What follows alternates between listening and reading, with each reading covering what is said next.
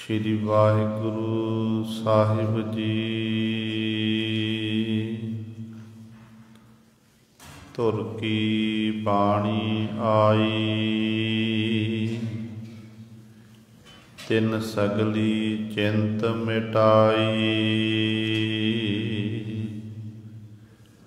दयाल पुरख मेहरबाना,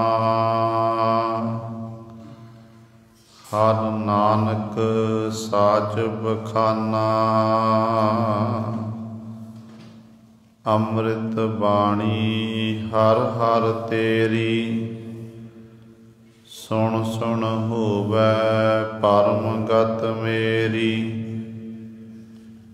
जलन बुझी शीतल होए मनुआ, सतगुर का दर्शन पाए जियो। वाणी गुरु गुरु है वाणी, विच बाणी अमृत सारे। गुर बाणी कहै सेवक जन मानै, परतख गुरु निस्तारे। सो कहो टल गुर सेवियै, अहनिस सहज सुभाए। दर्शन परसै गुरु कै, जन्म मरण दुख जाए। होवै सिफत खसामदी, नूर अरसो कुरसो झटिया। तुत डिठे सच्चे पातशाह, मल जन्म जन्म दी कटिया। सज्जन सच्चा पातशाह, छिर साहां दै साहो। जिस पास बैठिया सोही है सबना दा बेन। सतनाम श्री वाहिगुरु साहिब जी। उदक समुंद सलल की साखिया, नदी तरंग समावहगे। सुनह सुन मिलया समदर्शी, पवन रूप होए जावहगे। उदक समुंद सलल की साखिया, नदी तरंग समावहगे। सुनह सुन मिलया समदर्शी, पवन रूप होए जावहगे। बोहर हम काहे आवहगे, आवन जाना हुक्म तिसै का। हुक्म बुझ समावहगे रहा। जब चूकै पंच धात की रचना, ऐसे भरम चुकावहगे। दर्शन छोड़ भय समदर्शी, एको नाम त्यावहगे। जित हम लाए तित ही लागे, तैसे कर्म कमावहगे। हर जी कृपा करे जो अपनी, तो गुर के शब्द समावहगे।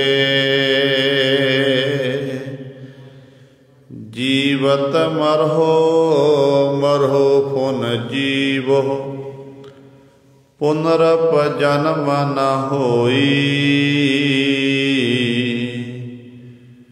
कहो कबीर जो नाम समाने सुन रहा लिव सोई।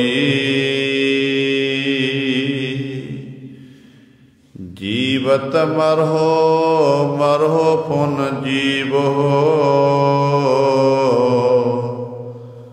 पुनरप जन्म न होई। कहो कबीर जो नाम समाने सुन रहा लिव सोई।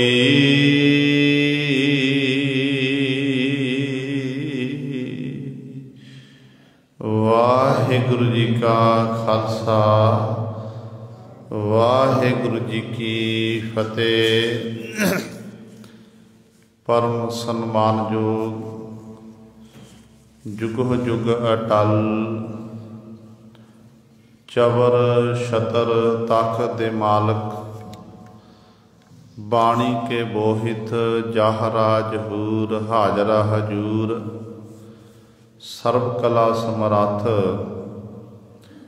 धन धन साहिब श्री गुरु ग्रंथ साहिब सच्चे सतगुरु जी दी पावन पवित्र निੱਘੀ गोद अंदर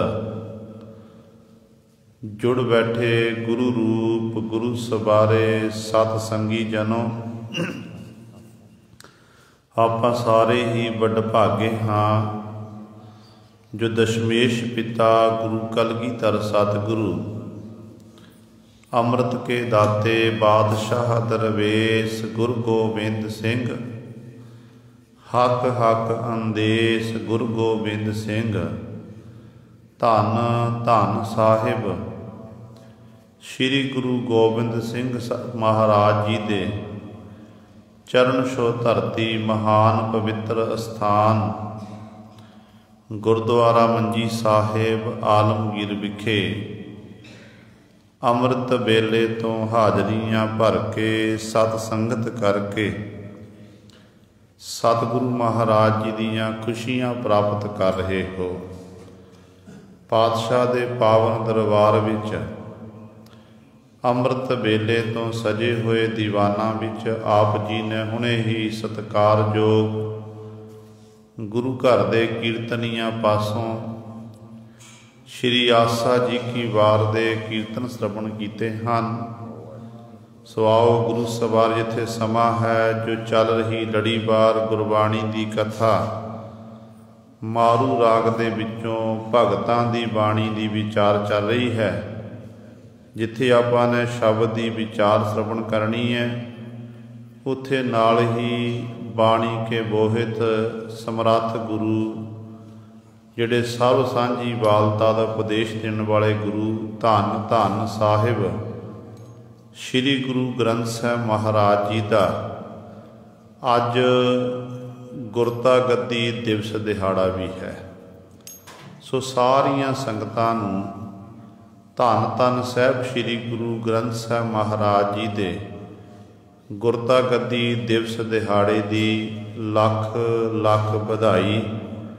जिथे आपां गुरबाणी की विचार श्रवण करनी है उत्थे नाल नाल आपां उस इतिहास तो भी जाणू होना है कि किवें गुरु कलगीधर पातशाह महाराज ने अपना अंतिम समा जान के अवचल नगर नदेड़ साहिब की धरती हजूर साहिब विखे सतगुरु जी ने गुरु ग्रंथ साहिब महाराज नूं किवें गुरता गद्दी बख्शिश की है। उस पावन इतिहास नाल भी आपां जुड़ना है। सो आओ अपनियां मन बिरतियां एकाग्र करिए ध्यान गुरु चरणों नाल जोड़ीए ते गुरु महाराज जी के पावन उपदेश नूं हिरदियां विच वसा के अपना जीवन सफला करिए। करो सारे अपनी रसना नूं पवित्र ते उचारण करो जी सतनाम श्री वाहिगुरु साहिब जी। ਉਦਕ ਸਮੁੰਦ ਸਲਲ ਕੀ ਸਾਖਿਆ, ਨਦੀ ਤਰੰਗ ਸਮਾਵਹਿਗੇ। ਸੁਨਹਿ ਸੁਨ ਮਿਲਿਆ ਸਮਦਰਸੀ, ਪਵਨ ਰੂਪ ਹੋਏ ਜਾਵਹਿਗੇ। ਭਗਤ ਕਬੀਰ ਸਾਹਿਬਾਨ ਜੀ ਦੇ ਕੋਲ ਕੋਈ ਜੋਗੀ ਪੁਰਸ਼ ਬੈਠੇ ਹੋਏ ਨੇ। ਉਹਨਾਂ ਦੇ ਨਾਲ ਭਗਤ ਕਬੀਰ ਸਾਹਿਬਾਨ ਜੀ ਦੀ ਵਿਚਾਰ ਚਰਚਾ ਹੋ ਰਹੀ ਹੈ। ਜੋਗੀ ਪੁਰਸ਼ ਸਵਾਲ ਕਰਦੇ ਹਨ ਜੋਗ ਮਤ ਦਾ ਹੀ, ਤੇ ਉਹਨਾਂ ਦੀ ਮਤ ਅਨੁਸਾਰ ਹੀ ਭਗਤ ਕਬੀਰ ਸਾਹਿਬਾਨ ਜੀ ਉੱਤਰ ਦਿੰਦੇ ਨੇ। ਤੇ ਜੋਗੀ ਪੁਰਸ਼ ਕਹਿਣ ਲੱਗੇ, ਜਦੋਂ ਅਸੀਂ ਸਮਾਧੀ ਲਾਉਂਦੇ ਹਾਂ ਤੇ ਸਾਡੀ ਸਮਾਧੀ ਕਾਫੀ ਲੰਮੇ ਸਮੇਂ ਤੱਕ, ਕਈ ਸਾਲ ਬਤੀਤ ਹੋ ਜਾਂਦੇ ਨੇ, ਯੁੱਗ ਬਦਲ ਜਾਂਦੇ ਹਨ, ਪਰ ਸਮਾਧੀ ਵਿੱਚ ਅਸੀਂ ਉਸੇ ਤਰ੍ਹਾਂ ਲੀਨ ਰਹਿੰਦੇ ਨੇ। ਤੇ ਅਸੀਂ ਉਸ ਪਰਮਾਤਮਾ ਦੇ ਵਿੱਚ ਆਪਣੀ ਸੁਰਤੀ ਨੂੰ ਜੋੜ ਲੈਂਦੇ, ਜਿਸ ਕਰਕੇ ਸਾਨੂੰ ਆਪਣੇ ਸਰੀਰ ਦੀ ਸੋਝੀ ਨਹੀਂ ਰਹਿੰਦੀ। ਤੇ ਭਗਤ ਕਬੀਰ ਸਾਹਿਬਾਨ ਜੀ ਸੁਣਦੇ ਗਏ, ਕਹਿਣ ਲੱਗੇ ਕਿ ਭਾਈ ਇੰਨਾ ਸਮਾਂ ਤੁਸੀਂ ਮੰਨ ਲਿਆ ਜਾਵੇ, ਕਿਸੇ ਨੇ 10 ਸਾਲ 15 ਸਾਲ 20 ਸਾਲ ਜਾਂ ਜ਼ਿੰਦਗੀ ਦੇ 100 ਸਾਲ, ਇੱਕ ਸਦੀ ਲੰਘਾ ਦਿੱਤੀ। ਇੰਨਾ ਸਮਾਂ ਕਹਿੰਦੇ ਚੌਂਕੜਾ ਮਾਰ ਕੇ ਸੁੰਨ ਸਮਾਧੀ ਤੁਸੀਂ ਲੀਨ ਰਹੇ, ਪਰ ਕਹਿੰਦੇ ਕੀ ਤੁਹਾਡਾ ਸਰੀਰ ਨਾਲੋਂ ਮੋਹ ਖਤਮ ਹੋਇਆ ਹੈ? ਤੇ ਜਿਵੇਂ ਸਤਿਗੁਰ ਦਾ ਸਾਨੂੰ ਫਰਮਾਨ ਹੈ ਕਿ ਜਦੋਂ ਸਰੀਰ ਰੂਪੀ ਗੋਦੜਾ ਪੁਰਾਣਾ ਹੋ ਜਾਵੇ ਨਾ, ਉਹਨੂੰ ਬਦਲ ਲੈਣਾ ਚਾਹੀਦਾ ਹੈ। ਜਿਵੇਂ ਗੁਰੂ ਕਲਗੀਧਰ ਪਾਤਸ਼ਾਹ ਮਹਾਰਾਜ ਜਦੋਂ ਮਾਲਵੇ ਦੇ ਇਲਾਕੇ ਵਿੱਚ ਮੁਕਤਸਰ ਸਾਹਿਬ ਦੇ ਕੋਲ ਸਤਿਗੁਰੂ ਵਿਚਰ ਰਹੇ ਸਨ, ਕਹਿੰਦੇ ਨੇ ਸਤਿਗੁਰੂ ਜੀ ਨੇ ਆਪਣਾ ਡੇਰਾ ਲਾਇਆ ਇੱਕ ਤਲਾਅ ਦੇ ਕੋਲ। ਤਲਾਅ ਦੇ ਕੋਲ ਡੇਰਾ ਲੱਗਿਆ ਹੈ, ਉਹਦੇ ਪਰਲੇ ਕਿਨਾਰੇ 'ਤੇ ਇੱਕ ਜੋਗੀ ਪੁਰਸ਼ ਰਹਿੰਦਾ। ਜਦੋਂ ਗੁਰੂ ਕਲਗੀਧਰ ਪਾਤਸ਼ਾਹ ਮਹਾਰਾਜ ਡੇਰਾ ਲੱਗ ਗਿਆ, ਸਤਿਗੁਰੂ ਨਾਲ ਸੂਰਮੇ ਸਿੱਖ ਜਿਨ੍ਹਾਂ ਨੇ ਤੰਬੂ ਸ਼ਮਿਆਨੇ ਲਾਏ ਨੇ, ਉਸ ਥਾਂ 'ਤੇ ਗੁਰੂ ਸਵਾਰਿਓ। ਗੁਰੂ ਕਲਗੀਧਰ ਪਾਤਸ਼ਾਹ ਦੇ ਘੋੜੇ ਬੱਧੇ ਗਏ ਸੂਰਮਿਆਂ ਦੇ, ਤੇ ਜੋਗੀ ਪੁਰਸ਼ ਦੇ ਜਿਹੜੇ ਚੇਲੇ ਸਨ ਉਹ ਦੇਖ ਰਹੇ ਨੇ। ਉਹਨੇ ਦੂਰੋਂ ਦੇਖਿਆ, ਪਤਾ ਲੱਗਿਆ ਕਿ ਗੁਰੂ ਗੋਬਿੰਦ ਸਿੰਘ ਮਹਾਰਾਜ ਜੋ ਅਨੰਦਪੁਰ ਸਾਹਿਬ ਦੇ ਗੁਰੂ ਹਨ, ਗੁਰੂ ਨਾਨਕ ਦੀ ਗੱਦੀ ਦੇ 10ਵੇਂ ਵਾਰਸ ਆਏ ਨੇ।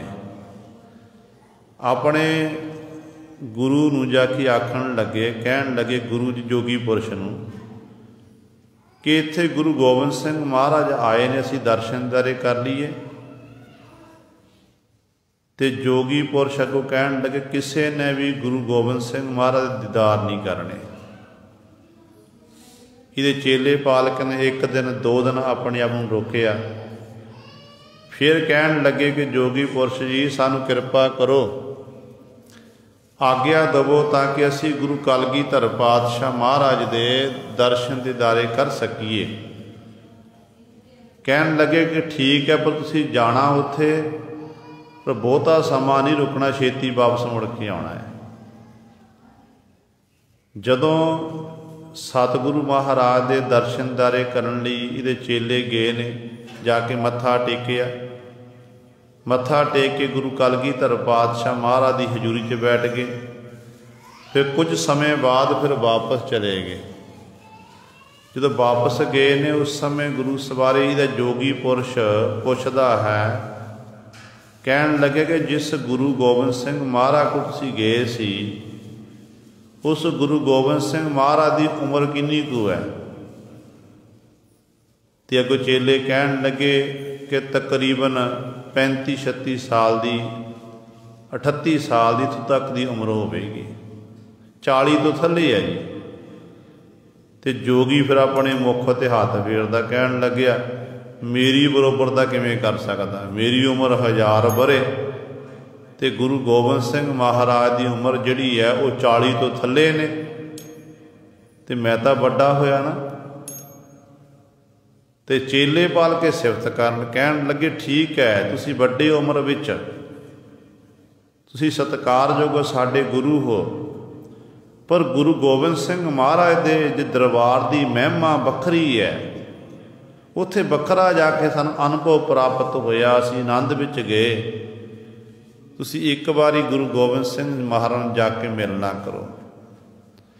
ਕਹਿੰਦੇ ਹੁਣ ਇਹ ਜੋਗੀ ਪੁਰਸ਼ ਜਦੋਂ ਗੁਰੂ ਗੋਬਿੰਦ ਸਿੰਘ ਮਹਾਰਾਜ ਦੀ ਹਜ਼ੂਰੀ 'ਚ ਪਹੁੰਚਿਆ ਨਾ, ਜਾ ਕੇ ਨਾ ਸਤਿਗੁਰੂ ਨੂੰ ਦੇਖਿਆ ਸਾਹਮਣੇ ਇੱਕ ਨੌਜਵਾਨ ਅਵਸਥਾ ਦੇ ਵਿੱਚ ਗੱਦੀ ਉੱਤੇ ਬੈਠਾ ਹੋਇਆ, ਚਬਰ ਹੋ ਰਿਹਾ ਸੀਸ ਉੱਤੇ। ਤੇ ਉਸ ਸਮੇਂ ਮਨ 'ਚ ਫਿਰ ਫੁਰਨਾ ਪੈਦਾ ਹੋਇਆ ਕਿ ਇੱਕ ਨੌਜਵਾਨ ਹੈ, ਮੇਰਾ ਕਿੱਥੇ ਮੁਕਾਬਲਾ, ਹੰਕਾਰ ਵਿੱਚ ਆਇਆ ਸੀ। ਕਲਗੀਧਰ ਪਾਤਸ਼ਾਹ ਮਹਾਰਾਜ ਨੂੰ ਮੱਥਾ ਨਹੀਂ ਟੇਕਿਆ ਤੇ ਗੁਰੂ ਗੋਬਿੰਦ ਸਿੰਘ ਮਹਾਰਾਜ ਨੇ ਫਿਰ ਉਸ ਸਮੇਂ ਕਹਿਣ ਲੱਗਿਆ, ਆਓ ਜੋਗੀ ਪੁਰਸ਼ ਜੀ, ਆਓ ਸੰਤ ਜੀ, ਆਓ ਜੀ ਆਇਆਂ ਨੂੰ। ਕਹਿਣ ਲੱਗੇ ਸਤਿਗੁਰੂ ਮਨ ਦੀ ਜਾਣਦੇ ਸਨ, ਅੰਤਰਜਾਮੀ ਸਨ। ਕਹਿਣ ਲੱਗੇ ਇੰਨਾ ਪੁਰਾਣਾ ਇਹ ਜਿਹੜਾ ਚੋਗਾ ਪਹਿਨਿਆ ਹੋਇਆ, ਗੋਦੜਾ ਪਹਿਨਿਆ ਹੋਇਆ, ਜਦੋਂ ਗੋਦੜਾ ਪੁਰਾਣਾ ਹੋ ਜਾਵੇ ਇਹਨਾਂ ਨੂੰ ਨਵਾਂ ਪਹਿਨਣਾ ਚਾਹੀਦਾ ਹੈ। ਪੁਰਾਣਾ ਗੋਦੜਾ ਸਾਂਭ ਕੇ ਰੱਖੀਦਾ। ਭਾਵ ਜਿਹੜਾ ਸਰੀਰ ਹੁਣ ਤੁਹਾਡਾ ਪੁਰਾਣਾ ਹੋ ਚੁੱਕਾ, ਸਰੀਰ ਰੂਪੀ ਗੋਦੜਾ, ਇਹਨੂੰ ਹੁਣ ਚੇਂਜ ਕਰਨਾ ਚਾਹੀਦਾ ਹੈ। ਤੇ ਗੁਰੂ ਕਲਗੀਧਰ ਪਾਤਸ਼ਾਹ ਨੇ ਬਚਨ ਕੀਤੇ ਤੇ ਜੋਗੀ ਦਾ ਸਾਰਾ ਹੰਕਾਰ ਉਸੇ ਸਮੇਂ ਖਤਮ ਹੋ ਗਿਆ। ਕਲਗੀਆਂ ਵਾਲੇ ਪਾਤਸ਼ਾਹ ਦੇ ਚਰਨਾਂ 'ਚ ਡਿੱਗ ਪਿਆ। ਕਹਿਣ ਲੱਗਿਆ ਸਤਿਗੁਰੂ ਵਾਕਈ ਮੈਨੂੰ ਮਾਣ ਹੈ ਆਪਣੇ ਜੋਗ ਪੁਣੇ ਦਾ, ਮੈਨੂੰ ਮਾਣ ਹੈ ਮੈਂ ਆਪਣੀ ਉਮਰ ਨਵੇਰੀ ਕੀਤੀ ਹੈ 10ਵਾਂ ਦੁਆਰ ਸਵਾਦ ਚੜ੍ਹਾ ਕੇ, ਪਰ ਪਾਤਸ਼ਾਹ ਤੁਸੀਂ ਅੰਤਰ ਜਾਂ ਮੇਰੇ ਮਨ ਦੀ ਜਾਣ ਲਈ ਤੁਹਾਡੇ ਦਰ 'ਤੇ ਆ ਕੇ ਮੇਰਾ ਹੰਕਾਰ ਖਤਮ ਹੋ ਗਿਆ, ਮੇਰੇ 'ਤੇ ਕਿਰਪਾ ਕਰੋ, ਰਹਿਮਤ ਕਰੋ।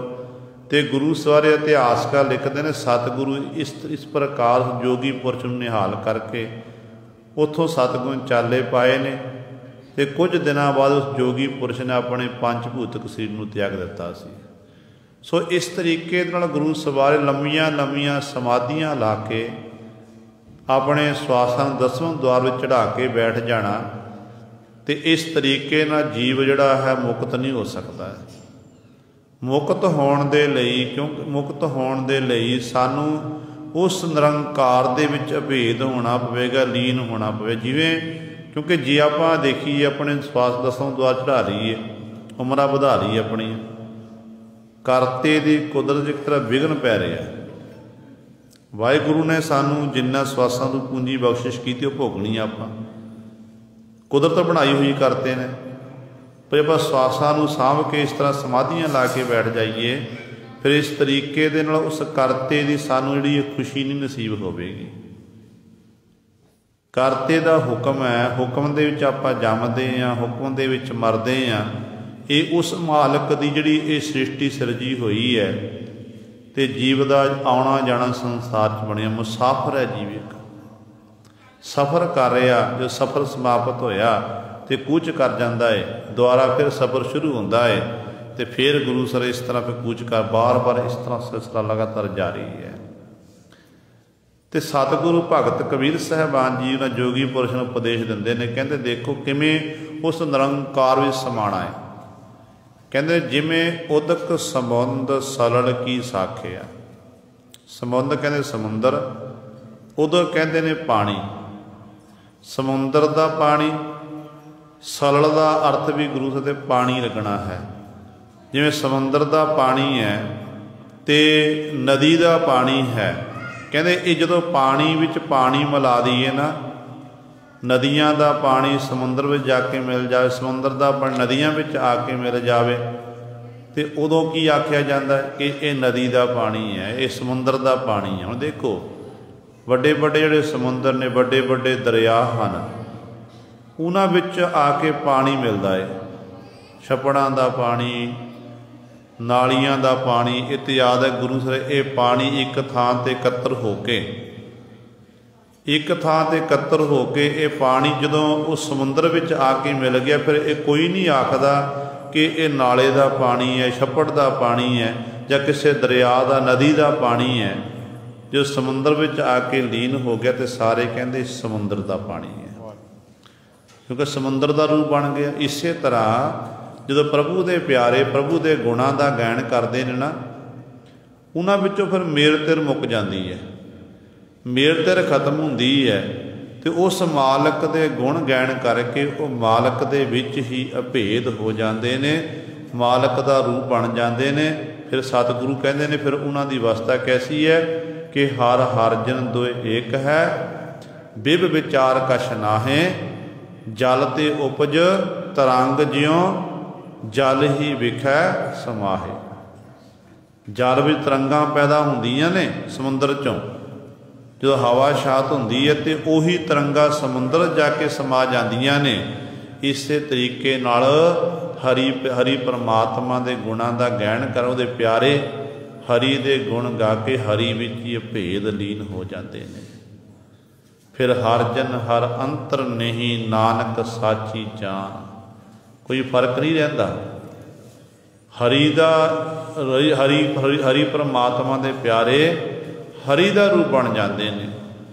इस तरह सतगुरु जी इत्थे भगत जी समझा रहे हैं, कहते हैं समुंदर विच समुंदर का पानी होर पानी आके मिलिया, कहते एक रूप हो गए।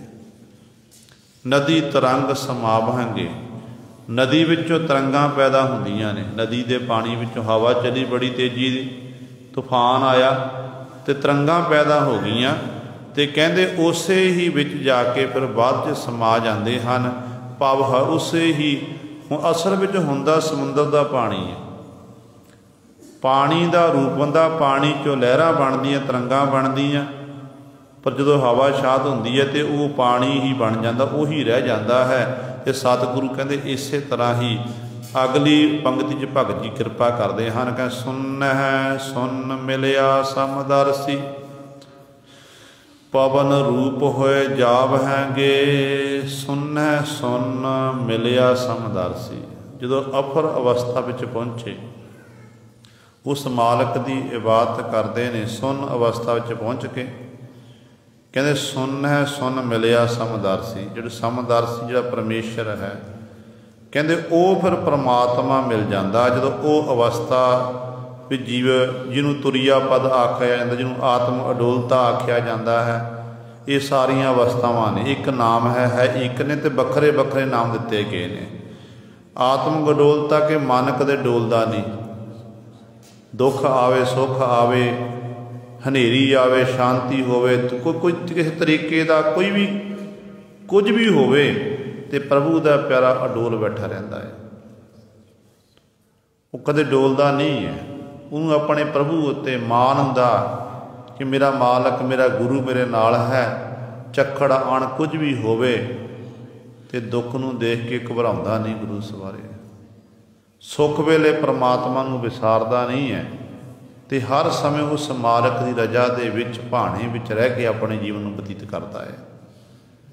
तो सतगुरु कहते इस तरह जो एक थां ते इकत्तर हुंदे ने ना, फिर की हुंदा पवन रूप होए जावैंगे। पवन कहते हवा, हवा का रूप ही बन जाते हैं।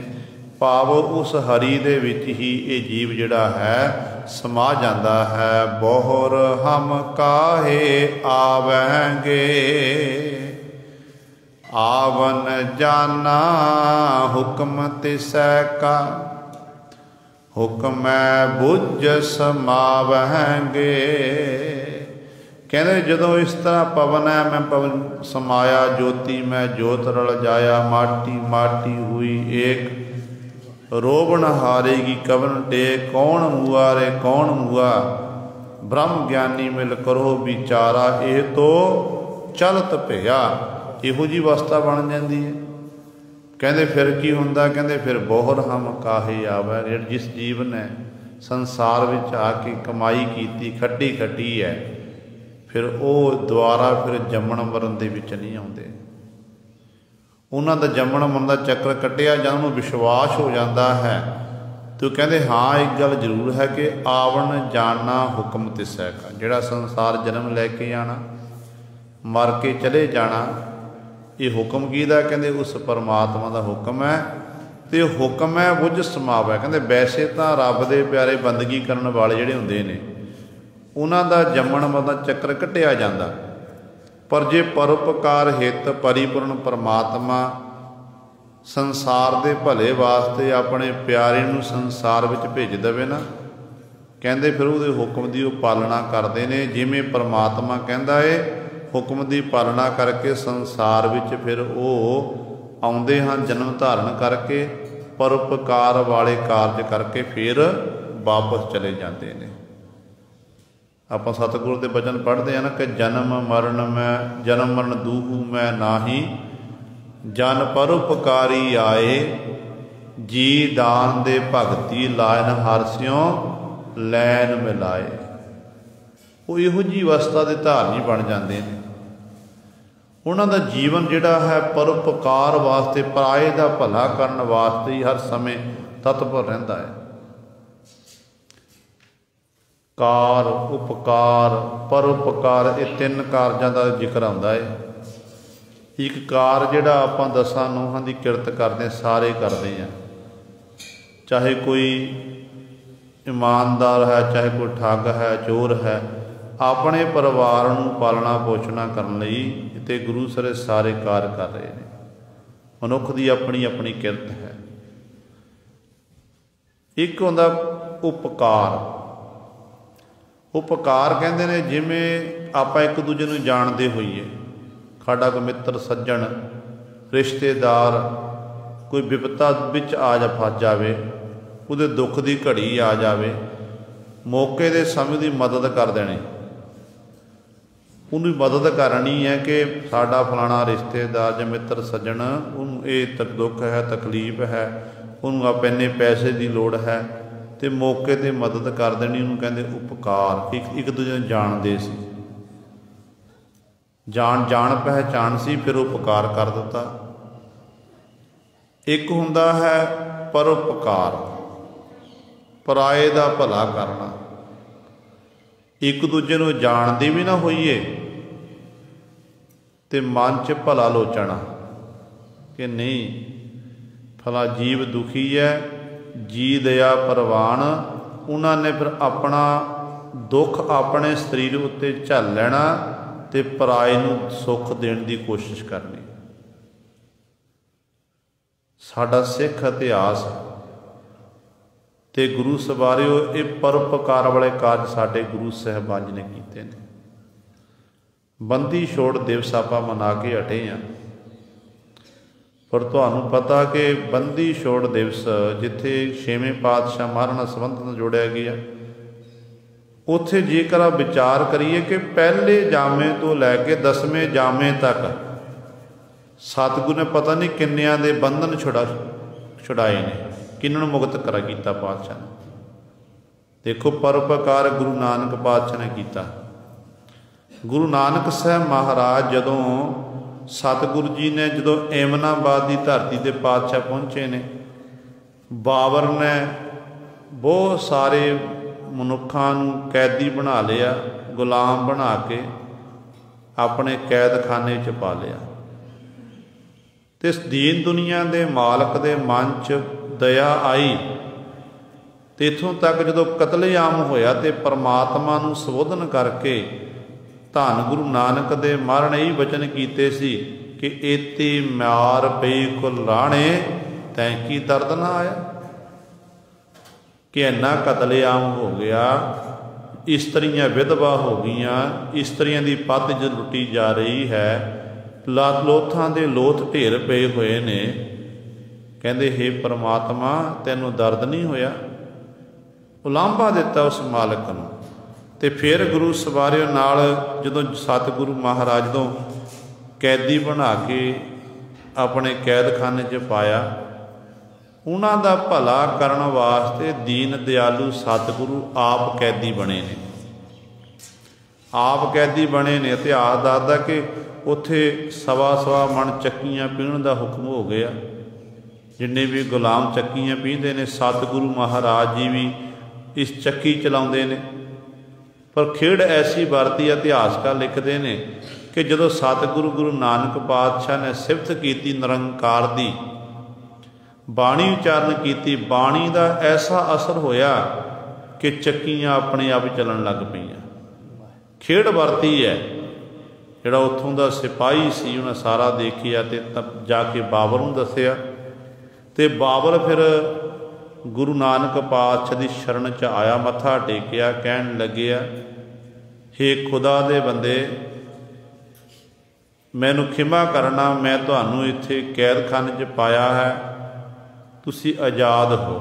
ਗੁਰੂ ਨਾਨਕ ਪਾਤਸ਼ਾਹ ਕਹਿਣ ਲੱਗੇ, ਭਾਈ ਅਸੀਂ ਇਕੱਲੇ ਨਹੀਂ ਆਜ਼ਾਦ ਹੋਵਾਂਗੇ, ਜਾਵਾਂਗੇ ਇੱਥੋਂ ਤਾਂ ਜੇ ਸਾਡੇ ਨਾਲ ਜਿੰਨੇ ਵੀ ਇਹ ਕੈਦੀ ਸਾਰਿਆਂ ਨੂੰ ਤੂੰ ਰਿਹਾ ਕਰਨਾ ਕਰ। ਬਾਬਰ ਨੂੰ ਕਹਿ ਕੇ ਗੁਰੂ ਨਾਨਕ ਪਾਤਸ਼ਾਹ ਨੇ ਕੈਦਖਾਨੇ ਵਿੱਚੋਂ ਗੁਰੂ ਸਾਹਿਬ ਨੂੰ ਕੈਦੀਆਂ ਨੂੰ ਛੁਡਾਉਣਾ ਕੀਤਾ ਸੀ। ਇਹ ਹੈ ਪਰਉਪਕਾਰ, ਪਰਾਏ ਦਾ ਭਲਾ ਕਰਨ ਹਿੱਤ ਸਾਡੇ ਗੁਰੂ ਸਾਹਿਬਾਨ ਜੀ ਸੰਸਾਰ ਵਿੱਚ ਆਏ ਤੇ ਕਾਰਜ ਕਰਕੇ ਚਲੇ ਗਏ। ਪਰਉਪਕਾਰ ਗੁਰੂ ਤੇਗ ਬਹਾਦਰ ਪਾਤਸ਼ਾਹ ਜੀਵਨ ਆਪਾਂ ਸਾਰੇ ਪੜ੍ਹਦੇ ਹਾਂ, ਸਾਰੇ ਜਾਣਦੇ ਹਾਂ। ਜਦੋਂ ਹਿੰਦੂ ਧਰਮ ਖਤਰੇ ਦੇ ਵਿੱਚ ਸੀ, ਪੰਡਤ ਕਿਰਪਾ ਰਾਮ ਦੀ ਅਗਵਾਈ ਦੇ ਵਿੱਚ ਤਕਰੀਬਨ 500 ਜਿਹੜੇ ਪੰਡਤਾਂ ਦਾ ਵਫਦ ਜਿਹੜਾ ਸੀ, ਕਸ਼ਮੀਰੀ ਪੰਡਤਾਂ ਦਾ ਵਫਦ, ਅਨੰਦਪੁਰ ਸਾਹਿਬ ਦੀ ਧਰਤੀ ਤੇ ਜਿੱਥੇ ਗੁਰਦੁਆਰਾ ਗੁਰੂ ਕੇ ਮਹਿਲ ਭੋਰਾ ਸਾਹਿਬ ਹੈ, ਗੁਰੂ ਪਾਤਸ਼ਾਹ ਦਾ ਆਪਣਾ ਘਰ, ਉਸ ਥਾਂ ਤੇ ਇਹ ਆਏ ਨੇ। ਇਹਨਾਂ ਨੇ ਸਤਿਗੁਰਾਂ ਦੇ ਚਰਨਾਂ 'ਚ ਫਰਿਆਦ ਕੀਤੀ ਹੈ ਤੇ ਗੁਰੂ ਕਲਗੀਧਰ ਪਾਤਸ਼ਾਹ ਮਹਾਰਾਜ ਦੇ ਕਹਿਣ ਤੇ ਫਿਰ ਗੁਰੂ ਤੇਗ ਬਹਾਦਰ ਪਾਤਸ਼ਾਹ ਨੇ ਆਖਿਆ ਸੀ ਕਿ ਜਾ ਕੇ ਔਰੰਗਜ਼ੇਬ ਬਾਦਸ਼ਾਹ ਨੂੰ ਆਖਦੇ ਹੋ ਕਿ ਸਾਡੇ ਗੁਰੂ ਨੇ, ਗੁਰੂ ਤੇਗ ਬਹਾਦਰ ਸਾਹਿਬ ਮਹਾਰਾਜ, ਜੇ ਗੁਰੂ ਤੇਗ ਬਹਾਦਰ ਪਾਤਸ਼ਾਹ ਮਹਾਰਾਜ ਮੁਸਲਮਾਨ ਬਣਦੇ ਨੇ ਤੇ ਤੁਹਾਨੂੰ ਕਹਿਣ ਦੀ ਲੋੜ ਨਹੀਂ ਪਵੇਗੀ, ਸਾਰਾ ਹਿੰਦੂ ਸਮਾਜ ਆਪਣੇ ਆਪ ਮੁਸਲਮਾਨ ਬਣ ਜਾਣਗੇ। ਫਿਰ 1675 'ਚ ਗੁਰੂ ਸਵਾਰੇ ਗੁਰੂ ਤੇਗ ਬਹਾਦਰ ਪਾਤਸ਼ਾਹ ਨੇ ਆਪਣੇ ਸੀਸ ਦੀ ਕੁਰਬਾਨੀ ਦਿੱਤੀ ਦਿੱਲੀ ਚਾਂਦਨੀ ਚੌਂਕ ਵਿਖੇ। ਉਹ ਧਰਮ ਜਿਹਦੇ ਨਾਲ ਸਾਡਾ ਕੋਈ ਵਾਸਤਾ ਨਹੀਂ ਹੈ। ਸਤਿਗੁਰ ਦਾ ਆਪਣਾ ਧਰਮ ਸਿੱਖ ਧਰਮ, ਸਿੱਖ ਧਰਮ ਦੇ ਮੋਢੀ ਗੁਰੂ ਨਾਨਕ ਪਾਤਸ਼ਾਹ, ਉਹਨਾਂ ਦੀ ਜੋਤ ਦੇ 9ਵੇਂ ਵਾਰਸ ਹਨ। ਆਪਣਾ ਮਾਰਗ ਵੱਖਰਾ, ਪੰਥ ਵੱਖਰਾ, ਸਭ ਗ੍ਰੰਥ ਵੱਖਰਾ, ਸਭ ਕੁਝ ਵੱਖਰਾ। ਪਰ ਜਦੋਂ ਸ਼ਰਨ ਵਿੱਚ ਆ ਗਏ ਤੇ ਸਤਿਗੁਰੂ ਕਹਿੰਦੇ ਇੰਜ ਪਰਉਪਕਾਰ ਕਰਨਾ ਭਾਈ, ਆਪਣੇ ਸਰੀਰ ਦੀ ਜੇ ਸਿਰ ਵੀ ਦੇਣਾ ਪੈ ਜਾਵੇ ਨਾ, ਕਹਿੰਦੇ ਸਿੱਖਾ ਪਰਉਪਕਾਰ ਵਾਲਾ ਕਾਰਜ ਨਹੀਂ ਛੱਡਣਾ, ਪਰਉਪਕਾਰ ਕਰਨਾ ਹੀ ਹੈ। ਇਹ 3 ਪ੍ਰਕਾਰ ਦੇ ਜਿਹੜੇ ਪਰਉਪਕਾਰ, ਇਹ ਸਾਡੇ ਗੁਰੂ ਨੇ ਸਾਨੂੰ ਸਿਖਾਉਣਾ ਕੀਤੇ। ਹੋਰ ਆਪਾਂ ਅੱਗੇ ਆਈਏ, ਸਮਾਂ ਇਜਾਜ਼ਤ ਨਹੀਂ ਦੇ ਰਿਹਾ।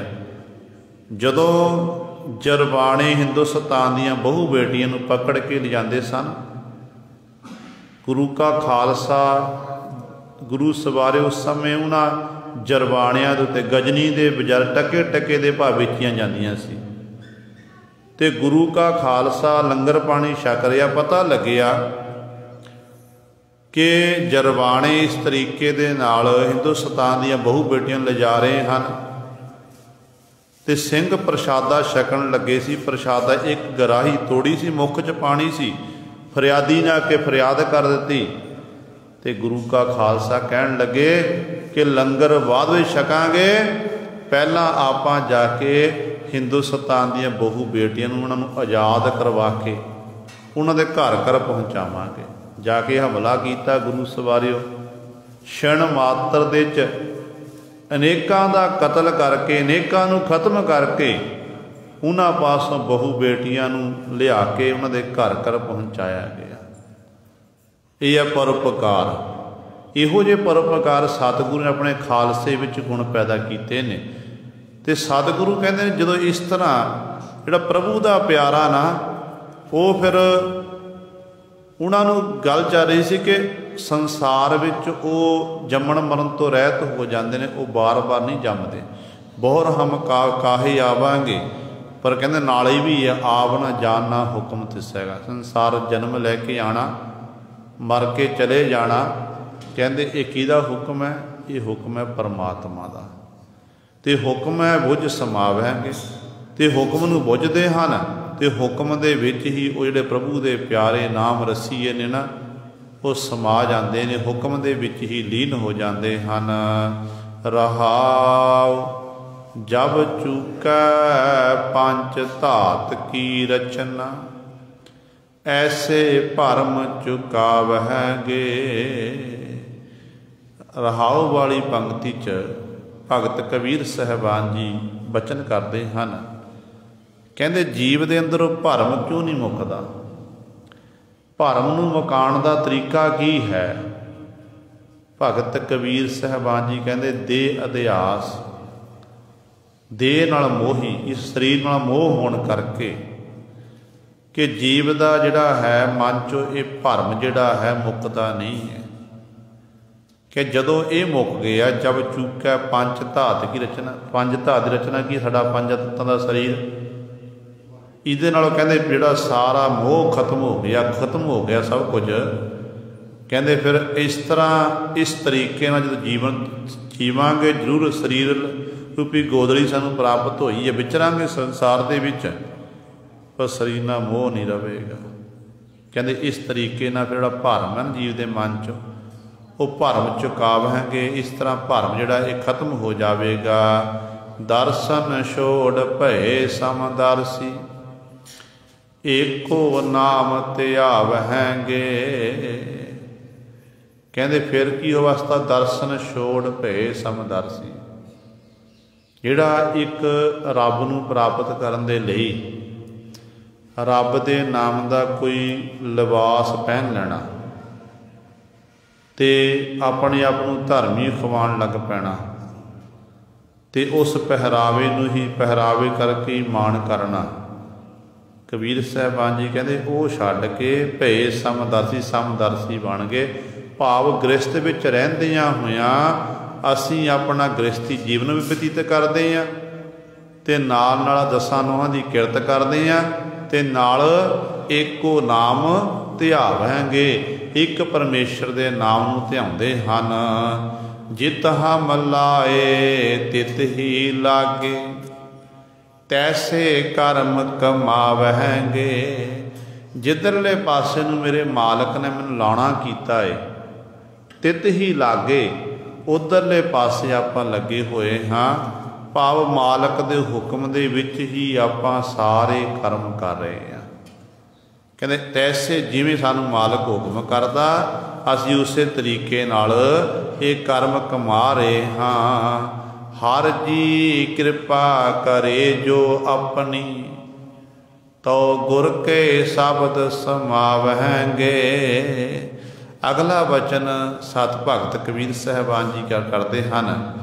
ਕਹਿੰਦੇ ਜਦੋਂ ਹਰੀ ਜੀ ਕਿਰਪਾ ਕਰੇ ਜੋ ਆਪਣੀ, ਜਦੋਂ ਹਰੀ ਪਰਮਾਤਮਾ ਆਪਣੀ ਕਿਰਪਾ ਕਰ ਦੇਵੇ, ਆਪਣੀ ਮਿਹਰ ਕਰ ਦੇਵੇ ਨਾ, ਫਿਰ ਹੀ ਕਹਿੰਦੇ ਤੋ ਗੁਰ ਕੇ ਸ਼ਬਦ ਸਮਾਵਾਂਗੇ, ਫਿਰ ਗੁਰੂ ਦੇ ਸ਼ਬਦ ਵਿੱਚ ਆਪਾਂ ਸਮਾ ਸਕਾਂਗੇ। ਭਾਵ ਹਰੀ ਦੀ ਕਿਰਪਾ ਤੋਂ ਬਿਨਾਂ ਗੁਰ ਸ਼ਬਦ ਨਾਲ ਵੀ ਨਹੀਂ ਜੁੜਿਆ ਜਾ ਸਕਦਾ।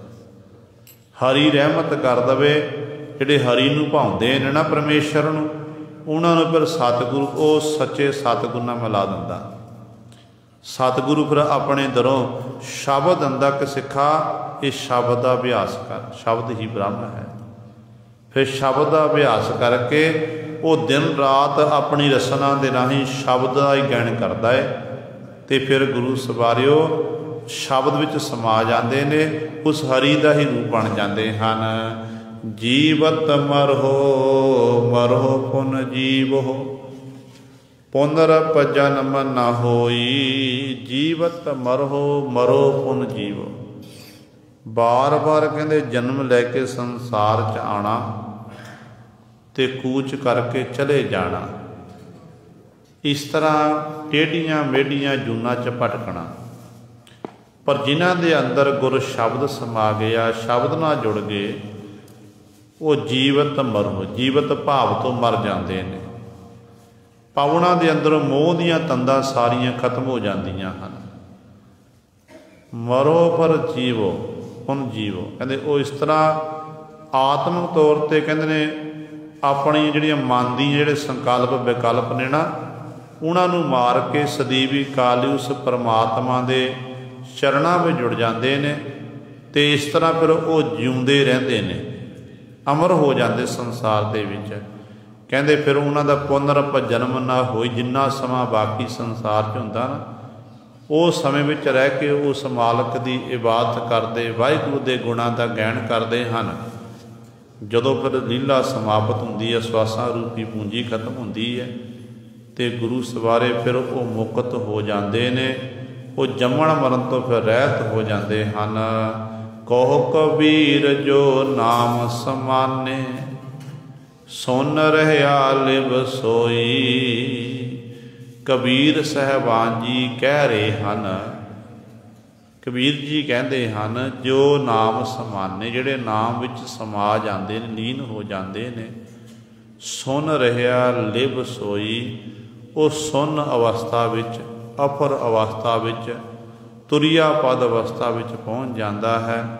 ਤੇ ਇਸ ਤਰ੍ਹਾਂ ਉਹਦੀ ਲਿਵ ਜਿਹੜੀ ਹੈ ਅੱਠੇ ਪਹਿਰ ਉਸ ਪਰਮਾਤਮਾ ਦੇ ਚਰਨਾਂ ਵਿੱਚ ਹੀ ਖੁੱਭੀ ਰਹਿੰਦੀ ਹੈ, ਨਾਮ ਵਿੱਚ ਖੁੱਭੀ ਰਹਿੰਦੀ ਹੈ। ਅੱਠੇ ਪਹਿਰ ਉਹ ਪਰਿਪੂਰਨ ਪਰਮਾਤਮਾ ਦੇ ਗੁਣਾਂ ਦਾ ਗਾਇਨ ਕਰਦਾ, ਸਿਮਰਨ ਕਰਦਾ ਹੈ। ਇਹ ਗੁਰੂ ਸਵਾਰਿਓ ਭਗਤ ਕਬੀਰ ਸਾਹਿਬਾਨ ਜੀ ਨੇ ਪਾਵਨ ਸ਼ਬਦ ਦੁਆਰਾ ਸਾਨੂੰ ਉਪਦੇਸ਼ ਬਖਸ਼ਿਸ਼ ਕੀਤਾ ਹੈ। ਅੱਜ ਗੁਰਤਾ ਗੱਦੀ ਦਿਵਸ, ਧੰਨ ਧੰਨ ਸਾਹਿਬ ਸ੍ਰੀ ਗੁਰੂ ਗ੍ਰੰਥ ਸਾਹਿਬ ਮਹਾਰਾਜ ਜੀ ਦਾ 10ਵੇਂ ਪਾਤਸ਼ਾਹ, ਜਦੋਂ ਗੁਰੂ ਕਲਗੀਧਰ ਪਾਤਸ਼ਾਹ ਮਹਾਰਾਜ ਪੰਜਾਬ ਦੀ ਧਰਤੀ ਨੂੰ ਛੱਡ ਕੇ ਅਬਚਲ ਨਗਰ ਹਜੂਰ ਸਾਹਿਬ ਦੀ ਧਰਤੀ 'ਤੇ ਪਾਤਸ਼ਾਹ ਪਹੁੰਚੇ ਹਨ ਅਤੇ ਸਤਿਗੁਰੂ ਮਹਾਰਾਜ ਜੀ ਨੇ ਉੱਥੇ ਸਮਾਂ ਬਤੀਤ ਕੀਤਾ। ਫਿਰ ਉਹ ਸਮਾਂ ਵੀ ਆਇਆ ਜਦੋਂ ਗੁਰੂ ਕਲਗੀਧਰ ਪਾਤਸ਼ਾਹ ਮਹਾਰਾਜ ਆਪਣੇ ਤੰਬੂ ਵਿਖੇ ਬਿਰਾਜਮਾਨ ਹਨ, ਸੋਤਰ ਦਾ ਪਾਠ ਕਰ ਰਹੇ ਨੇ। ਗੁਲ ਖਾਂ ਤੇ ਅਤੋਲੇ ਖਾਂ ਨੇ ਸਤਿਗੁਰੂ 'ਤੇ ਹਮਲਾ ਕੀਤਾ। ਆਪ ਜੀ ਇਤਿਹਾਸ ਤੋਂ ਭਲੀ ਭਾਂਤ ਜਾਣੂ ਕਿ ਅਤੋਲੇ ਖਾਂ ਬਾਹਰ ਖਲੋਤਾ ਤੇ ਗੁਲ ਖਾਂ ਨੇ ਹਮਲਾ ਕੀਤਾ। ਜ਼ਹਿਰ ਵਾਲਾ ਖੰਜਰ ਜਿਹੜਾ ਸੀ ਗੁਰੂ ਕਲਗੀਧਰ ਪਾਤਸ਼ਾਹ ਦੀ ਬੱਖੀ 'ਚ ਮਾਰਿਆ, ਪਰ ਸਤਿਗੁਰੂ ਜੀ ਦੇ ਜੋ ਬਚਨ ਨੇ ਕਿ ਜਬੈ ਬਾਣ ਲਾਗਿਓ ਤਬੈ ਰੋਸ ਜਾਗਿਓ, ਅੱਖ ਫਰਕਣ ਦੇ ਸਮੇਂ ਦੇ ਵਿੱਚ ਹੀ ਗੁਰੂ ਕਲਗੀਧਰ ਪਾਤਸ਼ਾਹ ਨੇ ਆਪਣੇ ਮਿਆਨ 'ਚੋਂ ਤਲਵਾਰ ਕੱਢ ਕੇ, ਸ਼੍ਰੀ ਸਾਹਿਬ ਕੱਢ ਕੇ ਗੁਲ ਖਾਂ ਦਾ ਸੋਧਾ ਲਾ ਦਿੱਤਾ। ਅਤੋਲੇ ਖਾਂ ਨੂੰ ਵਾਰ ਸਿੰਘਾਂ ਨੇ ਪਕੜਿਆ, ਉਹਨੂੰ ਸੋਧਾ ਲੈ ਖਤਮ ਹੋ ਗਿਆ। ਤੇ ਪਤਾ ਲੱਗਿਆ ਕਿ ਇਹ ਸਾਰੀ ਜਿਹੜੀ ਸ਼ਹਾਦਤ ਸੀ ਅਸਲ ਵਿੱਚ ਇਹ ਵਜ਼ੀਰ ਖਾਂ ਦੀ ਸੀ। ਵਜ਼ੀਰ ਖਾਨ ਨੂੰ ਭੇਜਿਆ ਹੋਇਆ ਸੀ ਕਿ ਤੁਸੀਂ ਕਿਸੇ ਨਾ ਕਿਸੇ ਤਰੀਕੇ ਨਾਲ ਗੁਰੂ ਗੋਬਿੰਦ ਸਿੰਘ ਮਹਾਰਾਜ ਨੂੰ ਖਤਮ ਕਰ ਦਿਓ। ਜੇ ਗੁਰੂ ਗੋਬਿੰਦ ਸਿੰਘ ਮਹਾਰਾਜ ਖਤਮ ਹੋ ਗਏ, ਮੈਂ ਤੁਹਾਨੂੰ ਵੱਡੇ ਅਹੁਦੇ ਦੁਆਰਾ ਮਰਤਬੇ ਦਵਾਵਾਂਗਾ, ਤੁਹਾਨੂੰ ਬਹੁਤ ਸਾਰਾ ਧਨ ਦੇਵਾਂਗਾ। ਲਾਲਚ ਵਸ ਹੋ ਕੇ ਇਹਨਾਂ ਲੋਕਾਂ ਨੇ ਇਹ ਕੰਮ ਕੀਤਾ ਸੀ। ਤੇ ਜ਼ਖਮ ਜਿਹੜਾ ਸੀ, ਖੰਜਰ ਇੰਨਾ ਤਿੱਖਾ ਸੀ, ਜ਼ਹਿਰ ਲੱਗਿਆ ਹੋਇਆ ਸੀ, ਉਹ ਸਤਿਗੁਰੂ ਮਹਾਰਾਜ ਦਿਲ ਤੱਕ ਪਹੁੰਚਿਆ ਤੇ ਗੁਰੂ ਸਾਹਿਬ ਬੜਾ ਲਹੂ ਦੀਆਂ ਧਾਰਾਂ ਵਗੀਆਂ। ਤੇ ਉਸ ਸਮੇਂ ਜਰਾਹ ਨੂੰ ਸੱਦ ਕੇ ਸਤਿਗੁਰ ਦੇ ਟਾਂਕੇ ਲਾਏ ਗਏ। ਪਰ ਕਲਗੀਧਰ ਪਾਤਸ਼ਾਹ ਮਹਾਰਾਜ ਨੇ ਆਪਣਾ ਅੰਤਮ ਸਮਾਂ ਜਾਣਿਆ ਕਿ ਹੁਣ ਅਸੀਂ ਜੋਤੀ ਜੋਤ ਸਮਾਣਾ। ਜੋਤੀ ਸਮਾਉਣ ਤੋਂ ਪਹਿਲਾਂ ਗੁਰੂ ਗੋਬਿੰਦ ਸਿੰਘ ਮਹਾਰਾਜ ਨੇ ਹਜੂਰ ਸਾਹਿਬ ਦੀ ਧਰਤੀ 'ਤੇ ਧੰਨ ਧੰਨ ਸਾਹਿਬ ਸ੍ਰੀ ਗੁਰੂ ਗ੍ਰੰਥ ਸਾਹਿਬ ਮਹਾਰਾਜ ਦਾ ਪ੍ਰਕਾਸ਼ ਕੀਤਾ, ਪ੍ਰਕਾਸ਼ ਕਰਵਾਇਆ। 5 ਪਿਆਰਿਆਂ ਦੇ ਰੂਪ ਵਿੱਚ 5 ਸਿੰਘਾਂ ਨੂੰ 5 ਪਿਆਰਿਆਂ ਦੇ ਚੋਲੇ ਵਰਦੀ ਪਹਿਨਾ ਕੇ ਗੁਰੂ ਗ੍ਰੰਥ ਸਾਹਿਬ ਮਹਾਰਾਜ ਦੀ ਹਜ਼ੂਰੀ 'ਚ ਖੜੇ ਕੀਤਾ। ਫਿਰ ਕਲਗੀਧਰ ਪਾਤਸ਼ਾਹ ਮਹਾਰਾਜ ਨੇ 5 ਪੈਸੇ ਨਾਰੀਅਲ ਮੰਗਾ ਕੇ ਤੇ 3 ਪ੍ਰਕਰਮਾਂ ਕੀਤੀਆਂ। 3 ਪ੍ਰਕਰਮਾਂ ਕਰਕੇ ਗੁਰੂ ਗ੍ਰੰਥ ਸਾਹਿਬ ਮੱਥਾ ਟੇਕ ਦਿੱਤਾ ਤੇ 5 ਪਿਆਰਿਆਂ ਦੀ ਹਜ਼ੂਰੀ ਵਿੱਚ ਪਾਤਸ਼ਾਹ ਜੀ ਨੇ ਅਰਦਾਸ ਕੀਤੀ। ਅਰਦਾਸ ਕੀਤੀ ਹੈ ਗੁਰਤਾ ਗੱਦੀ ਦੀ ਕਿ ਨਾਲ ਸਤਿਗੁਰੂ ਨੇ ਸਾਰੀ ਸੰਗਤ ਨੂੰ ਤੇ ਸੰਬੋਧਨ ਕਰਕੇ ਬਚਨ ਕੀਤੇ ਕਿ ਆਗਿਆ ਭਈ ਅਕਾਲ ਕੀ, ਤਬੈ ਚਲਾਇਓ ਪੰਥ, ਸਭ ਸਿੱਖਨ ਕੋ ਹੁਕਮ ਹੈ, ਗੁਰੂ ਮਾਨਿਓ ਗ੍ਰੰਥ। ਗੁਰੂ ਗ੍ਰੰਥ ਜੀ ਮਾਨਿਓ, ਪ੍ਰਗਟ ਗੁਰਾਂ ਕੀ ਦੇਹ, ਜੋ ਪ੍ਰਭ ਕੋ ਮਿਲ ਬੋਚ ਹੈ, ਖੋਜ ਸ਼ਬਦ ਮੈਂ ਲੇਹ। ਸਤਿਗੁਰੂ ਜੀ ਕਹਿਣ ਲੱਗੇ ਅੱਜ ਤੋਂ ਬਾਅਦ ਦੇਹਧਾਰੀ ਗੁਰੂ ਦੀ ਪਰੰਪਰਾ ਖਤਮ। ਅੱਜ ਤੋਂ ਬਾਅਦ ਜਿਹੜਾ ਸਾਡਾ ਸਿੱਖ ਹੈ ਉਹ ਸ਼ਬਦ ਗੁਰੂ ਗੁਰੂ ਗ੍ਰੰਥ ਸਾਹਿਬ ਮਹਾਰਾਜ ਦੇ ਲੜ ਲੱਗੇਗਾ, ਕਿਉਂਕਿ ਨਵੀਂ ਰੀਤੀ ਨਹੀਂ ਪਾਤਸ਼ਾਹ ਨੇ ਪੈਦਾ ਕੀਤੀ। ਅਸਲ ਦੇ ਵਿੱਚ ਦਸਵੇਂ ਗੁਰੂ ਨਾਨਕ ਸਾਹਿਬ ਮਹਾਰਾਜ ਨੇ ਪਹਿਲੇ ਜਾਮੇ 'ਚ ਕਹਿ ਦਿੱਤਾ ਸੀ। ਪਹਿਲੇ ਜਾਮੇ ਵਿੱਚ ਗੁਰੂ ਨਾਨਕ ਪਾਤਸ਼ਾਹ ਮਹਾਰਾਜ ਦਾ ਮਿਲਾਪ ਜਦੋਂ ਸਿੱਧ ਪੁਰਸ਼ਾਂ ਨਾਲ ਵਿਚਾਰ ਚਰਚਾ ਹੁੰਦੀ ਹੈ, ਸਤਿਗੁਰੂ ਸਮੇਰ ਪਰਬਤ 'ਤੇ ਪਹੁੰਚਦੇ ਨੇ। ਉੱਥੇ ਸਿੱਧ ਪੁਰਸ਼ ਗੁਰੂ ਨਾਨਕ ਪਾਤਸ਼ਾਹ ਨੂੰ ਪੁੱਛਦੇ ਨੇ, ਕਹਿੰਦੇ ਐ ਬਾਲੇ ਕਿਆ ਨਾਮ ਤੁਮਾਰਾ, ਕੌਣ ਗੁਰੂ ਕਿਸਕਾ ਤੂੰ ਚੇਲਾ। ਬਾਲੇ ਬਾਲਕ ਅਵਸਥਾ ਵੀ ਸੀ ਗੁਰੂ ਨਾਨਕ ਪਾਤਸ਼ਾਹ, ਤੇ ਸਿੱਧ ਪੁਰਸ਼ਾਂ ਦੀ ਲੰਮੀਆਂ ਉਮਰਾਂ ਸਨ। ਤੇ ਉਦੋਂ ਇਹਨਾਂ ਨੇ ਸਵਾਲ ਕੀਤਾ, ਤੇ ਤੇਰਾ ਨਾਂ ਕੀ ਹੈ, ਤੇਰਾ ਗੁਰੂ ਕੌਣ ਹੈ, ਕਿਹਦਾ ਤੂੰ ਚੇਲਾ ਹੈ। ਅੱਗੋਂ ਧੰਨ ਗੁਰੂ ਨਾਨਕ ਦੇ ਮਹਾਰਾਜ ਨੇ ਫਿਰ ਮੋਹਰ ਲਾ ਦਿੱਤੀ, ਕਹਿਣ ਲੱਗੇ ਪਵਨ ਆਰੰਭ ਸਤਿਗੁਰ ਮਤ ਵੇਲਾ, ਸ਼ਬਦ ਗੁਰੂ ਸੁਰਤ ਧੁਨ ਚੇਲਾ। ਕਿ ਅਸੀਂ ਉਸ ਸ਼ਬਦ ਦੇ ਉਪਾਸ਼ਕ ਹਾਂ, ਅਕਾਲ ਪੁਰਖ ਦੇ ਆਪਾਂ ਚੇਲੇ ਹਾਂ, ਤੇ ਸ਼ਬਦ ਦੀ ਆਰਾਧਨਾ ਕਰਨ ਵਾਲੇ ਹਾਂ, ਸ਼ਬਦ ਦੇ ਲੜ ਲੱਗੇ ਹਾਂ। ਸਾਡਾ ਗੁਰੂ ਸ਼ਬਦ ਹੈ। ਉਸੇ ਹੀ ਸ਼ਬਦ ਨੂੰ ਸਤਿਗੁਰੂ ਜੀ ਨੇ ਅੱਜ ਦਸਵੇਂ ਪਾਤਸ਼ਾਹ ਮਹਾਰਾਜ ਨੇ 1708 ਦੇ ਵਿੱਚ ਪੂਰਨ ਤੌਰ 'ਤੇ ਸਾਰੀ ਜਿੰਨਾ ਵੀ ਪੰਥ ਸੀ ਨਾ, ਸਾਰੇ ਪੰਥ ਨੂੰ ਸ਼ਬਦ ਦੇ ਲੜ ਲਾ ਦਿੱਤਾ ਕਿ ਅੱਜ ਤੋਂ ਬਾਅਦ ਭਾਈ ਕੋਈ ਦੇਹਧਾਰੀ ਗੁਰੂ ਨਹੀਂ ਹੋਵੇਗਾ। ਅੱਜ ਤੋਂ ਬਾਅਦ ਗੁਰੂ ਹੈ ਗੁਰੂ ਗ੍ਰੰਥ ਸਾਹਿਬ ਮਹਾਰਾਜ। ਤੇ ਜਦੋਂ ਸਤਿਗੁਰੂ ਨੇ ਗੁਰਤਾ ਗੱਦੀ ਦੀ ਬਖਸ਼ਿਸ਼ ਕੀਤੀ ਹੈ, ਤੇ ਸਿੰਘਾਂ ਦੇ ਮਨ 'ਚ ਫਿਰ ਇਹ ਸੀ ਕਿ ਜਦੋਂ ਵੀ ਕੋਈ ਗੁਰੂ ਸਾਹਿਬਾਨ ਜੀ ਕਿਸੇ ਗੁਰੂ ਨੂੰ ਗੱਦੀ ਬਖਸ਼ਿਸ਼ ਕਰਦੇ ਹੁੰਦੇ ਸਨ, ਤੇ ਪਾਤਸ਼ਾਹ ਜੋਤੀ ਜੋ ਸਮਾਉਂਦੇ ਹੁੰਦੇ ਸਨ। ਜਿੱਥੇ ਸਿੰਘਾਂ ਦੇ ਮਨ 'ਚ ਉਤਸ਼ਾਹ ਪੈਦਾ ਹੋਇਆ ਕਿ ਸਾਡੇ ਉੱਤੇ ਗੁਰੂ ਗੋਬਿੰਦ ਸਿੰਘ ਵੱਡਾ ਪਰਉਪਕਾਰ ਕਰ ਦਿੱਤਾ, ਸਾਨੂੰ ਸ਼ਬਦ ਗੁਰੂ ਦੇ ਲੜ ਲੱਗ ਚੱਲੇ ਹਨ, ਉੱਥੇ ਨਾਲ ਹੀ ਗੁਰੂ ਸਾਹਿਬ ਇਹ ਵਿਚਾਰ ਆ ਰਹੀ ਕਿ ਹੁਣ ਗੁਰੂ ਗੋਬਿੰਦ ਸਿੰਘ ਮਹਾਰਾਜ ਜੋਤੀ ਜੋ ਸਮਾਉਣਗੇ। ਉਸ ਗੁਰੂ ਗੋਬਿੰਦ ਸਿੰਘ ਮਹਾਰਾਜ ਜਿਨ੍ਹਾਂ ਦੇ ਅਸੀਂ ਨਿੱਤਾ ਪ੍ਰਤੀ ਦਰਸ਼ਨਦਾਰੇ ਕਰਦੇ, ਫਿਰ ਜਲ ਪਾਣੀ ਛਕਦੇ ਹਾਂ, ਅੱਜ ਸਤਿਗੁਰੂ ਜੋਤੀ ਜੋ ਸਮਾਉਣਗੇ। ਤੇ ਵਿੱਚ ਦਇਆ ਸਿੰਘ ਜੈਸੇ ਹੋਰ ਸਿੰਘਾਂ ਨੇ ਸਵਾਲ ਵੀ ਕਰਤਾ, ਕਹਿਣ ਲੱਗੇ ਪਾਤਸ਼ਾਹ ਜੀ ਤੇ ਸ਼ਬਦ ਗੁਰੂ ਗੁਰੂ ਗ੍ਰੰਥ ਸਾਹਿਬ ਮਹਾਰਾਜ ਦੇ ਜੀ ਆਪ ਜੀ ਨੇ ਸਾਨੂੰ ਲੜ ਲਾਇਆ ਏ, ਪਰ ਪਾਤਸ਼ਾਹ ਜੀ ਸ਼ਬਦ ਗੁਰੂ ਗੁਰੂ ਗ੍ਰੰਥ ਸਾਹਿਬ ਮਹਾਰਾਜ ਤਾਂ ਬੋਲਦੇ ਨਹੀਂ ਹਨ। ਆਮ ਤੌਰ 'ਤੇ ਅੱਜ ਵੀ ਇਹ ਸਵਾਲ ਕੀਤੇ ਜਾਂਦੇ ਨੇ। ਸਤਿਗੁਰੂ ਜਦੋਂ ਸਾਡਾ ਮਨ ਕਰੇ ਕਿ ਅਸੀਂ ਗੁਰੂ ਨਾਲ ਗੱਲਬਾਤ ਕਰਨੀ ਹੈ, ਗੁਰੂ ਨਾਲ ਗੱਲਬਾਤ ਕਰਨੀ ਹੈ, ਗੁਰੂ ਪਾਤਸ਼ਾਹ ਪਾਸੇ ਕੋਈ ਸਵਾਲ ਕਰਨਾ ਤੇ ਉਹਦਾ ਉੱਤਰ ਲੈਣਾ ਹੈ, ਸਾਡੇ ਮਨ 'ਚ ਕੋਈ ਸਵਾਲ ਹੋਵੇ ਤੇ ਉੱਤਰ ਕਿਵੇਂ ਲਵਾਂਗੇ। ਤੇ ਧੰਨ ਗੁਰੂ ਕਲਗੀਧਰ ਪਾਤਸ਼ਾਹ ਨੇ ਬਚਨ ਕੀਤੇ, ਗੁਰ ਇਤਿਹਾਸ ਦੇ ਬੋਲ ਨੇ। ਸਤਿਗੁਰੂ ਕਹਿਣ ਲੱਗੇ, ਗੁਰੂ ਗ੍ਰੰਥ ਕਲਯੁਗ ਭਇਓ, ਸ਼੍ਰੀ ਗੁਰੂ ਰੂਪ ਮਹਾਨ, 10 ਪਾਤਸ਼ਾਹੀਆਂ ਰੂਪ ਇਹ, ਗੁਰੂ ਗ੍ਰੰਥ ਜੀ ਜਾਨ।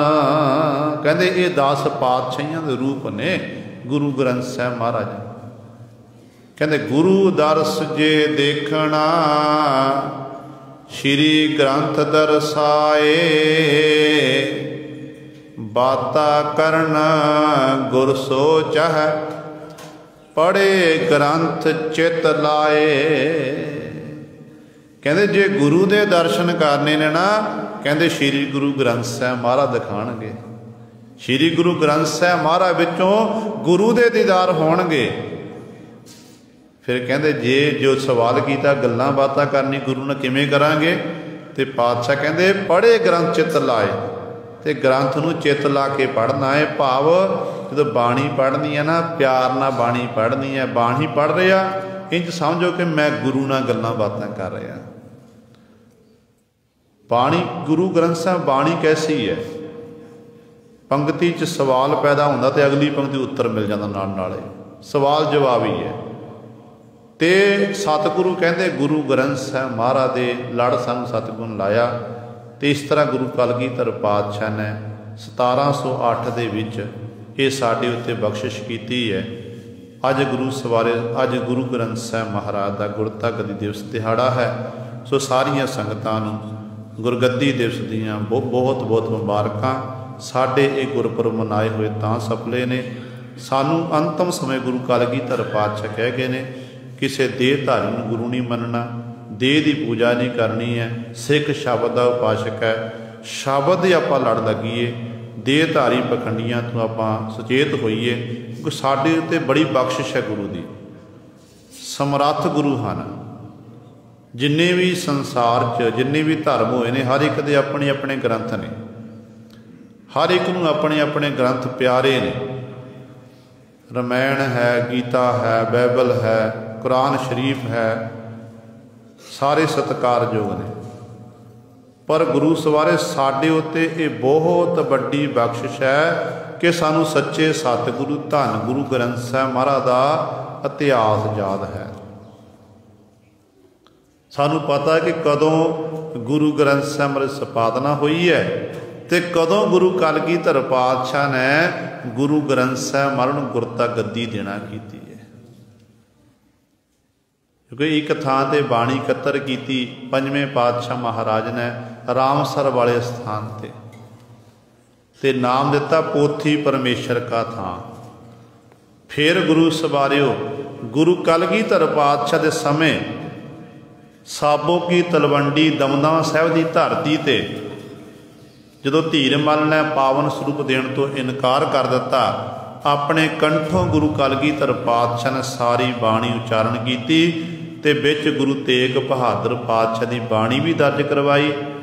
एक 31वां राग पहला जिहड़ा धीरमल दे कोल जिहड़ा करतारपुर वाला स्वरूप है वो 30 राग ने, जिहड़ी फिर सतगुरु जी ने बाणी उचारण की 31वां राग पैदा किया जय जयवंती राग, जिस गुरु तेग बहादुर पातशाह सारे शब्द ने। फिर गुरु सवारे ये सानू पता कि इस तरह फिर 1708 विच पातशाह ने गुरगद्दी बख्शिश कर दी है। सानू सच्चे सतगुरु जी का इतिहास पता है कि कदों संपादना हुई, कदों सच्चे सतगुरु नूं गुरता गद्दी प्राप्त हुई है। पर पता सानू की नहीं है, बहुत तादाद में माफ़ करना सानू ये नहीं पता। जिन्होंने पता मुबारक है कि गुरु ग्रंथ साहिब जिन्होंने मत्था टेकते हैं, इस गुरु विच किन्ने गुरु साहिबान की बाणी है, किन्ने भगतां की बाणी, किन्ने भगतां की बाणी, किन्ने गुरसिखां की बाणी है। दिन दिहाड़े साडे तां मनाए सानू अपने बड़े वडेरियां की जान पहचान होवे। साडे बड़े वडेरे ने गुरु ग्रंथ साहिब महाराज, 6 गुरु साहिबान की बाणी, पहले 5 पातशाही गुरु नानक पातशाह तो लैके 5वें पातशाह महाराज तक ते 9वें पातशाह गुरु तेग बहादुर साहिब महाराज, 11 भट्ट साहिबान ते 15 भगत ते 3 गुरसिख, कई 4 मानते हैं भाई मरदाना जी नूं नाल लैके, जिते मरदाना पहला गुरु नानक पातशाह ने उचारण किया है, ते 3 गुरसिख, इन्ने महापुरखों की बाणी है। ये बाणी एक थां ते एकत्र की गई है। बाहो बाहो बाणी निरंकार है, तिस जेबड़ अवर ना कोए, ये गुरु ग्रंथ साहिब महाराज होका दिंदे ने। सो सारियां संगतां नूं धन धन साहिब श्री गुरु ग्रंथ साहिब महाराज दे गुरता गद्दी दिवस दिहाड़े की लख लख बधाई, भुल चुक दी खिमा। वाहिगुरू जी का खालसा, वाहिगुरू जी की फतेह।